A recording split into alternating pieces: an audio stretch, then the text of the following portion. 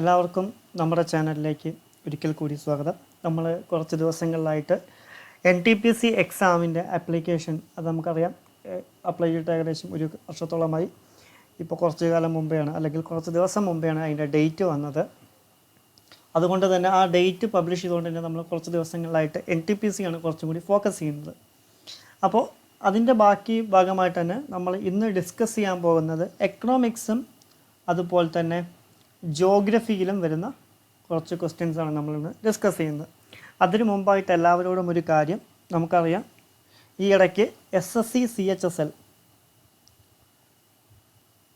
അതായത് combined higher secondary level examination staff selection commission വിളിച്ചേർന്നു. അത് അപ്ലൈ ചെയ്യാനുള്ള ലാസ്റ്റ് ഡേറ്റ് എന്ന് പറയുന്നത് 15 പക്ഷേ സെർവറിൻ്റെ തകരാറ് മൂലം എല്ലാവർക്കും അത് അപ്ലൈ ചെയ്യാൻ കഴിയാതെ വന്നിരിക്കുകയാണ്. അതുകൊണ്ട് തന്നെ SSC അതിൻ്റെ ഡേറ്റ് മാറ്റിയിട്ടുണ്ട്. അപ്ലൈ ചെയ്യാനുള്ള ലാസ്റ്റ് ഡേറ്റ് എന്ന് പറയുന്നത് 19/12/2020 വരെ അവർ നീട്ടിയിട്ടുണ്ട്. അതുപോലെ തന്നെ ഓൺലൈൻ പേയ്മെൻറ്റ് ചെയ്യാനുള്ള ലാസ്റ്റ് ഡേറ്റ് എന്ന് പറയുന്നത് 21/12/2020 വരെയും ചലാൻ ജനറേറ്റ് ചെയ്യുന്നതിനുള്ള ലാസ്റ്റ് ഡേറ്റ് എന്ന് പറയുന്നത് 23/12/2020 വരെയും അതുപോലെ തന്നെ ചലാൻ വഴി പേയ്മെൻറ്റ് ചെയ്യുന്നതിനുള്ള ലാസ്റ്റ് ഡേറ്റ് എന്ന് പറയുന്നത് 24/12/2020 വരെയും അവർ എക്സ്റ്റെൻഡ് ചെയ്തിട്ടുണ്ട്. ഓക്കെ, അപ്പോൾ ഓർത്ത് വയ്ക്കുക, അപ്ലൈ ചെയ്യാനുള്ള അവസാന തീയതി എന്ന് പറയുന്നത് 19/12/2020. അതുപോലെ തന്നെ ഓൺലൈൻ പേയ്മെൻറ്റ് ചെയ്യാനുള്ള ലാസ്റ്റ് ഡേറ്റ് എന്ന് പറയുന്നത് 21/12/2020. ചലാൻ ജനറേറ്റ് ചെയ്യുന്നതിനുള്ള ലാസ്റ്റ് ഡേറ്റ് 23. അതുപോലെ തന്നെ ചലാൻ വഴി പേയ്മെൻറ്റ് അടയ്ക്കുന്ന ഡേറ്റ് എന്ന് പറയുന്നത് 24.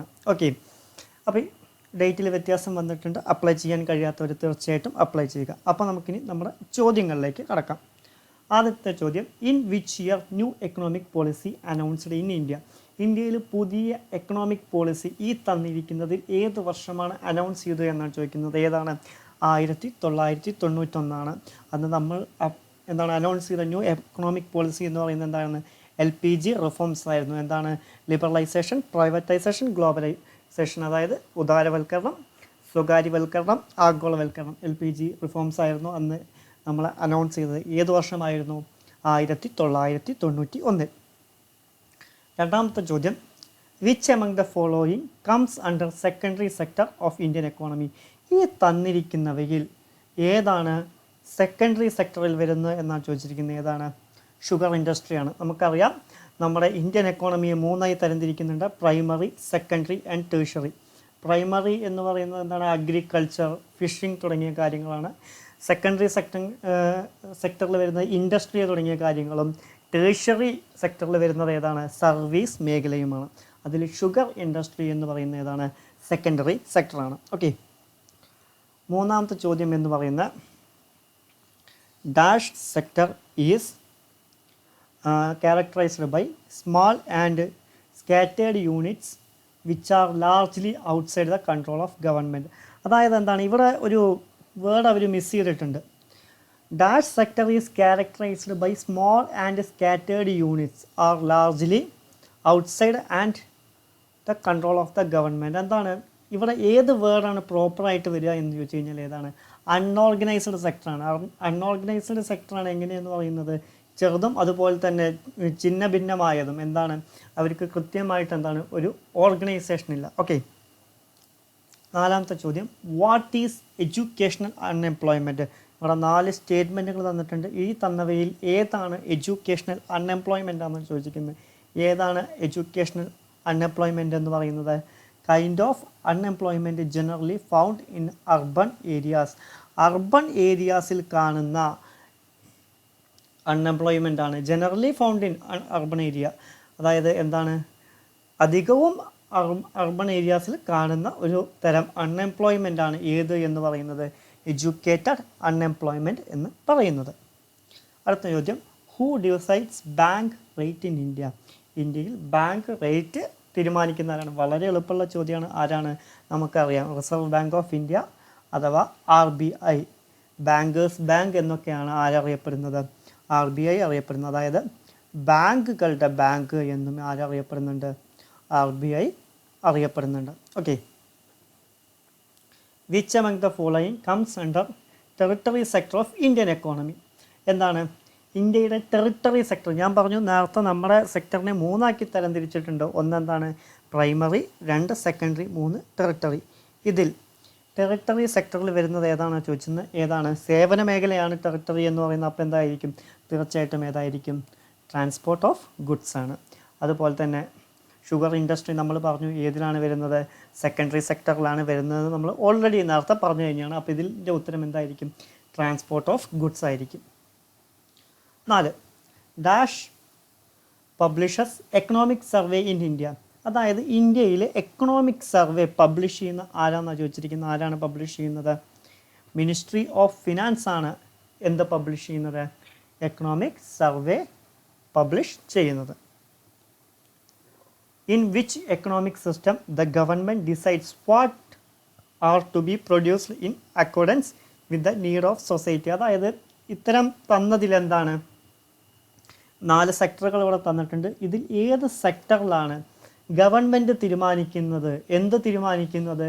നീഡ് ഓഫ് സൊസൈറ്റി, സൊസൈറ്റിയുടെ നീഡ്സിനനുസരിച്ചത് എന്താണ് സാധനങ്ങൾ അഥവാ ഗുഡ്സ് പ്രൊഡ്യൂസ് ചെയ്യുന്നത് ചോദിച്ചു കഴിഞ്ഞാൽ എന്താണ്?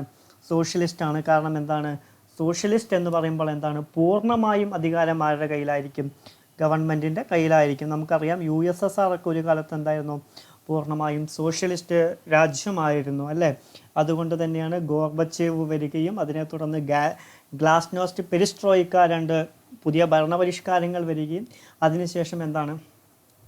USSR പതിയെ തകരാൻ തുടങ്ങുകയും ചെയ്തു. കാരണം അവിടെ എല്ലാം തീരുമാനിച്ചത് ആരായിരുന്നു? ഗവൺമെൻറ് ആയിരുന്നു. 9 1 rupee note bears the signature of whom. അതായത് 1 രൂപയുടെ നോട്ടിൽ സൈൻ ചെയ്യുന്നത് ആരാണെന്നാണ് ചോദിച്ചിരിക്കുന്നത്. ആരാണ്? ഫിനാൻസ് സെക്രട്ടറി ഓഫ് ഇന്ത്യയാണ് എന്ത് ചെയ്യുന്നത്? 1 രൂപയുടെ നോട്ടിൽ എന്ത് ചെയ്യുന്നത്? സൈൻ ചെയ്യുന്നത്. Which 5-year plan reorganised human development as the core of all development efforts. അതായത് ഏത് 5-year പ്ലാനാണ് ഹ്യൂമൻ ഡെവലപ്മെൻറ്റ് ആൾ ഡെവലപ്മെൻറ്റ് എഫേർട്സിൻ്റെ കോറായി കണ്ടത് എന്നാണ് ചോദിച്ചിരിക്കുന്നത്. ഏതാണ്? 8th 5-year പ്ലാനിലാണ് കണ്ടത്. ഓക്കെ, ഇനി നമുക്ക് ജോഗ്രഫിയിലെ കുറച്ച് ക്വസ്റ്റ്യൻസിലേക്ക് പോവാം. Glaciers are formed by. Glaciers എങ്ങനെയാണ് ഫോം ചെയ്യുന്നത്? Accumulation of snow. ഇത് മൂലമാണ് എന്ത് ചെയ്യുന്നത്? ഗ്ലേഷ്യേഴ്സ് ഫോം ചെയ്യുന്നത്. Which planet is near to the size to earth. ഏതാണ്? ഏത് പ്ലാനറ്റാണ് എന്താണ് എർത്തിൻ്റെ അടുത്തുള്ളതെന്ന് ചോദിച്ചിരിക്കുന്നത്? ഏതാണ്? വീനസ് ആണ്. ഓക്കെ, ഞങ്ങൾ പ്ലാനറ്റുകളുടെ ഒരു ക്ലാസ് യൂട്യൂബിൽ സീരീസായി വന്നുകൊണ്ടിരിക്കുന്നുണ്ട്. അതിൽ 2 ക്ലാസ്സുകൾ വിനോദ് സാർ ഓൾറെഡി അപ്ലോഡ് ചെയ്ത് കഴിഞ്ഞു. കാണാത്തവർ തീർച്ചയായിട്ടും എന്ത് ചെയ്യുക? അത് പോയി കാണുക. അതിൻ്റെ ബാക്കി ഭാഗങ്ങൾ ഞങ്ങൾ എത്രയും പെട്ടെന്ന് തന്നെ എന്ത് ചെയ്തിരിക്കുന്നതായിരിക്കും? അപ്ലോഡ് ചെയ്യുന്നതായിരിക്കും. On an average how many times does lightning strike to earth? എന്താണ് ഉത്തരം? 100 times per second. Which of the following is called the queen of Arabian sea? അതായത് എന്തിനെയാണ് നമ്മൾ അറേബ്യൻ സീയുടെ രാജ്ഞി എന്ന് വിളിക്കുന്നത്? എന്താണ്? കൊച്ചിയാണ് നമ്മൾ എന്ത് വിളിക്കുന്നത്? The queen of Arabian sea എന്ന് വിളിക്കുന്നത്. Hawa Mahal in Jaipur is constructed with, അല്ലെങ്കിൽ കൺസ്ട്രക്റ്റഡ് യൂസിങ്. ഹവാ മഹൽ എന്ത് യൂസ് ചെയ്തിട്ടാണ് കൺസ്ട്രക്ട് ചെയ്തതെന്നാണ് ചോദിക്കുന്നത്. എന്ത് യൂസ് ചെയ്തിട്ടാണ് കൺസ്ട്രക്ട് ചെയ്തിരിക്കുന്നത്? റെഡ് ആൻഡ് പിങ്ക് സാൻഡ്സ്റ്റോൺ ഉപയോഗിച്ചിട്ടാണ് എന്ത് ചെയ്തിരിക്കുന്നത്? കൺസ്ട്രക്റ്റ് ചെയ്തിരിക്കുന്നത്. Okay, geographical indication is related to having unique geographic origin and evolution over centuries. ഇതിൻ്റെ ഇതിൽ അതായത് എന്താണ്? ഒരു വാക്ക് വിട്ടുപോയിട്ടുണ്ട്. ഏത് വാക്കാണ്? ഏതുമായിട്ടാണ് റിലേറ്റ് ചെയ്ത് കിടക്കുന്നത്? ജിയോഗ്രഫിക്കൽ ഇൻഡിക്കേഷൻ എന്ന് പറയുന്നത് ഏതുമായിട്ടാണ് റിലേറ്റ് ചെയ്ത് കിടക്കുന്നതെന്ന് ചോദിച്ചിരുന്നത്. ഏതുമായിട്ടാണ്? പ്രൊഡക്ട്സുമായിട്ടാണ് എന്ത് ചെയ്തിരിക്കുന്നത്? റിലേറ്റ് ചെയ്ത് കിടക്കുന്നത്. Okay, Satish Dhawan space centre is located in. Satish Dhawan space centre എവിടെയാണ് ലൊക്കേറ്റ് ചെയ്തിരിക്കുന്നത്? ആന്ധ്രാപ്രദേശിലാണ് എന്ത് ചെയ്യുന്നത്? Satish Dhawan space centre locate ചെയ്തിരിക്കുന്നു. അതുപോലെ തുമ്പ ലൊക്കേറ്റ് ചെയ്യുന്നത് എവിടെയാണ്? തിരുവനന്തപുരത്താണ്. ഇത്തരം നമ്മുടെ പ്ലേസുകൾ, അതായത് ഓരോന്നിൻ്റെ ഹെഡ് ക്വാർട്ടേഴ്സ്, അതുപോലെ തന്നെ ജിയോഗ്രഫിയിൽ എന്താണ് ഇമ്പോർട്ടൻറ്റ് പ്ലേസൊക്കെ എന്താണ് എക്സാമിന് ചോദിക്കാൻ സാധ്യതയുള്ള ക്വസ്റ്റ്യൻസാണ്. Okay, Bhimbetka caves are located in. Bhimbetka caves എവിടെയാണ് ലൊക്കേറ്റ് ചെയ്തിരിക്കുന്നത്? മധ്യപ്രദേശിലാണ് ഭിംബേട്ക കേവ്സ് ലൊക്കേറ്റ് ചെയ്തിരിക്കുന്നത്. ഓക്കെ, അപ്പോൾ നമ്മളിന്ന് എക്കണോമിക്സും അതുപോലെ തന്നെ ജോഗ്രഫിയെയും കുറച്ച് ക്വസ്റ്റ്യൻസ് ആണ് നോക്കിയത്. അതുപോലെ തന്നെ ഇതുമായി റിലേറ്റ് ചെയ്ത ക്ലാസ്സുകളെന്ന് ഞങ്ങൾ യൂട്യൂബിൽ അപ്ലോഡ് ചെയ്തിട്ടുണ്ട്. കാണാത്തവരെന്ത് ചെയ്യുക, തീർച്ചയായിട്ടും അത് കാണുക. അപ്പോൾ എല്ലാവർക്കും വിജയാശംസകൾ നേർന്നുകൊണ്ട് നന്ദി, നമസ്കാരം.